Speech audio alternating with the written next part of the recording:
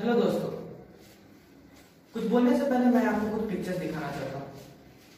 ये pictures Visakhapatnam gas leak के हैं, जहाँ एक केमिकल प्लांट में गैस लीक हुआ था। ठीक ऐसा ही एक्सीडेंट भोपाल गैस लीक, जहाँ भोपाल में एक पेस्टिसाइड्स प्लांट में गैस लीक हुआ था। ठीक ऐसा ही और एक एक्सीडेंट आसाम में ऑयल वेल फायर। ये सब रिसेंट के न्यूज है और अगर हम देखें तो ऐसे न्यूज हमें देखने को मिलते रहते हैं। पर क्या आप चाहते हैं कि कल को आपके घर के पास या आपके गांव में या आपके शहर में ऐसा कोई एक्सीडेंट हो? अगर नहीं तो आज हम सबको मिलकर एक छोटी सी स्टेप उठानी होगी, जो मैं आपको थोड़ी देर में बताऊंगा। हमारी गवर्नमेंट ने एक EIA ड्राफ्ट रिलीज किया है, EIA ड्राफ्ट 2020। ये एक 80 पेजेस का डॉक्यूमेंट है और मुझे पता है कि आप लोग इसे पूरा नहीं पढ़ पाओगे, इसलिए इसमें से जो कुछ इंपॉर्टेंट पॉइंट्स है वो मैं आपको बताना चाहता हूँ, जो हमारी सेफ्टी के लिए बहुत जरूरी है। 1984 में भोपाल में एक गैस डिजास्टर हुई थी, भोपाल गैस डिजास्टर। इसके बाद हमारे गवर्नमेंट को ये पता चला था कि हमारे एनवायरमेंटल लॉज बहुत वीक हैं और हमें और ज्यादा स्ट्रॉन्गर और एफिशिएंट लॉ की जरूरत है। इसके बाद 1986 में एनवायरमेंटल प्रोटेक्शन एक्ट बनाया गया। इसमें एक नई प्रोसेस थी EIA, यानी कि एनवायरमेंटल इम्पैक्ट असेसमेंट।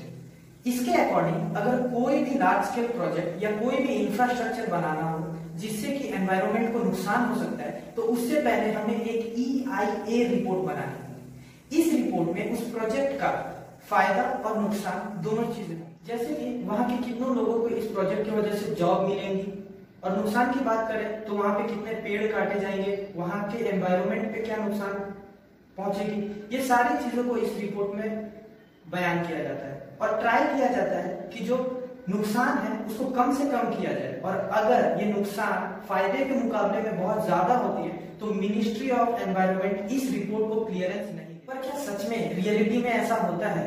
क्या इस एक्ट के बनने के बाद ये सारे रूल्स फॉलो होते हैं? एक प्रोजेक्ट बनाने के लिए सबसे पहले साइट सिलेक्शन किया जाता है, फिर उस साइट पे EIA कंडक्ट कराया जाता है, फिर नो ऑब्जेक्शन सर्टिफिकेट बनवाया जाता है और फिर पब्लिक हियरिंग कराया जाता है। यहाँ पे जो EIA कंडक्ट कराया जाता है वो एक ग्रुप ऑफ पीपल से कराया जाता है, जिसे EAC कहा जाता है, एक्सपर्ट अप्रेजल कमिटी। इस ग्रुप में scientist, researchers, environmental activists, experts सब होते हैं। पर ज्यादातर ये रिपोर्ट प्राइवेट कंपनियों से बनवाई जाती है। प्राइवेट कंपनियों के पास गवर्नमेंट के परमिशंस होते हैं कि वो EIA रिपोर्ट बना सकते हैं। पर ये सब बस पेपर वर्क बन के रह गया है, ग्राउंड रिसर्च बिल्कुल देखने को नहीं मिलती। ये सारे काम बस कॉपी पेस्ट करके कर दिया जाता है और काफी बार तो पब्लिक हियरिंग भी नहीं कराई जाती, और अगर कराई भी जाती है तो कंपनी पहले ही वहां अपने आदमियों को भेज के वहां के लोकल्स को डरा देते हैं ताकि वो कुछ बोले। और ऐसे नेग्लिजेंस की वजह से हमें Visakhapatnam gas leak, Bhopal gas leak जैसे एक्सीडेंट्स देखने को मिलते हैं। विशाखापट्टनम केमिकल प्लांट, इसे एनवायरमेंटल क्लियरेंस नहीं मिली थी। आसाम वेल फायर, इसमें पब्लिक हियरिंग नहीं कराई गई थी और ये EIA लॉज को वायलेट करता था। तो अब जब हमारे गवर्नमेंट को इन लॉज को और स्ट्रॉन्ग करना चाहिए, ये इसे और वीक कर रही है। Problem number 1, post facto clearance. ये लॉ एनवायरमेंट के लिए सबसे ज्यादा डेंजरस है। इसके अकॉर्डिंग अगर किसी प्रोजेक्ट को एनवायरमेंटल क्लियरेंस नहीं मिली है पर फिर भी वो अपना कंस्ट्रक्शन स्टार्ट कर सकता है, सिर्फ कंस्ट्रक्शन ही नहीं, कंस्ट्रक्शन के बाद वो ऑपरेट भी कर सकता है विदाउट एनवायरमेंटल क्लियरेंस, और बाद में वो अपना एनवायरमेंट क्लियरेंस ले सकता है। मतलब बिना एनवायरमेंटल क्लियरेंस के यहाँ पेड़ काटे जाएंगे, कंस्ट्रक्शन किया जाएगा और जो चाहे वो किया जा सकता है, और बाद में एक बहुत ही छोटी अमाउंट फाइन देके एनवायरमेंटल क्लियरेंस ले लिया जाएगा। ये फाइन 2000 to 10,000 पर डे की रखी गई है, पर एक बड़ी कंपनी के लिए ये अमाउंट बिल्कुल नेग्लिजिबल है, यानी कि बहुत से बहुत कम।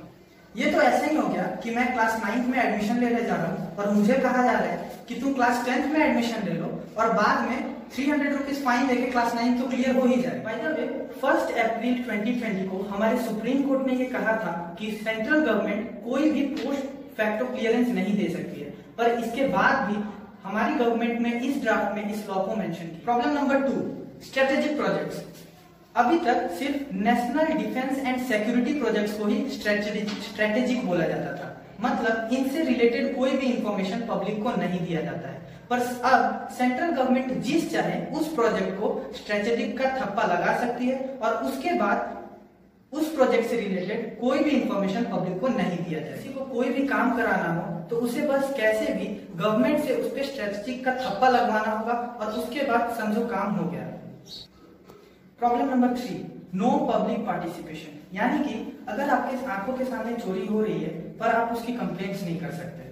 आपके घर के आसपास या कहीं आप देख रहे हो कि इलीगली फॉरेस्ट काटे जा रहे हैं, इलीगली सैंड माइनिंग हो रही है, पर आप कंप्लेंट्स नहीं कर सकते हो, पब्लिक की कंप्लेंट्स नहीं सुनी। तो ये कंप्लेंट कौन कर सकता है? तो इस ड्राफ्ट में मेंशन किया गया है कि ये कंप्लेंट खुद सुओ मोटो, यानी कि जो चोरी कर रहा है वही कंप्लेंट कर सकता है या तो फिर कोई गवर्नमेंट ऑफिसर। 4th है कंस्ट्रक्शन एरिया। पहले अगर 20,000 मीटर स्क्वायर से ज्यादा के एरिया में कोई प्रोजेक्ट करना होता था तो परमिशन लेने पड़ती थी, पर अब उसे बढ़ा के 1,50,000 मीटर स्क्वायर कर दिया गया है। मतलब इसे डबल या ट्रिपल नहीं किया गया है, इसे ऑलमोस्ट 7 to 8 टाइम्स बढ़ा दिया गया है।